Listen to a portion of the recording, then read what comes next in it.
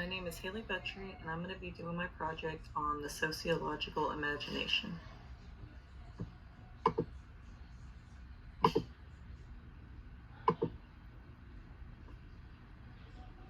Alright, the sociological imagination.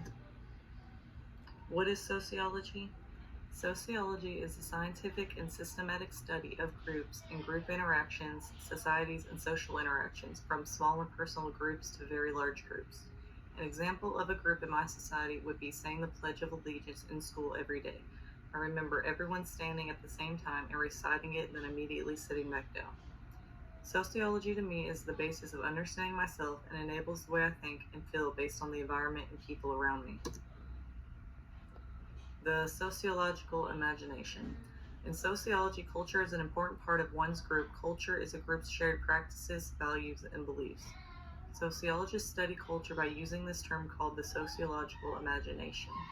Pioneer sociologist C. Wright Mills explains the sociological imagination as an awareness of relationship between a person's behavior and experience and the wider culture that shaped the person's choices and perceptions. It's a way of seeing our own and other people's behavior in relationship to history and social structure. The chapter mentioned marriage, and I can relate to that because my dad's side of the family is very traditional and believes in same-sex marriage and marriage in general. Macro-level sociological structures.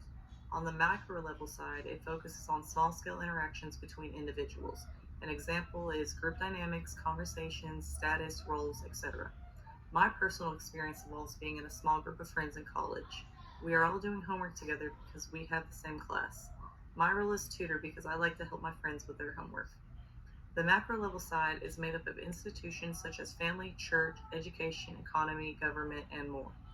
Within our society, a norm is to get married, have kids, and provide for the family.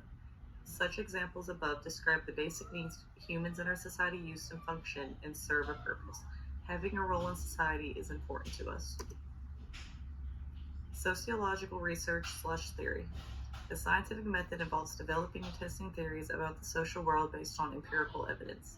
The scientific method can help one understand the relationship between individuals and society because, as mentioned in Chapter 2, results of studies tend to provide people with insights they did not have before, explanations of human behaviors and social practices, and access to knowledge of other cultures, rituals, beliefs, or trends and attitudes.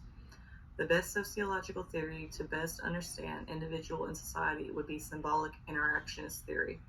I say this because it is a micro-level theory and it focuses on the relationship between individuals and a society. Continue, the best research methodology used to better understand individual society would be ethnography. Ethnography is the immersion of the researcher in the natural setting of an entire social community to observe and experience their everyday life and culture. This would best fit for understanding individuals in society because a researcher who specializes in this field would study places such as a small U.S. fishing town or a remote village in Thailand. And this is my works cited. Thank you for listening to my presentation on the social imagination.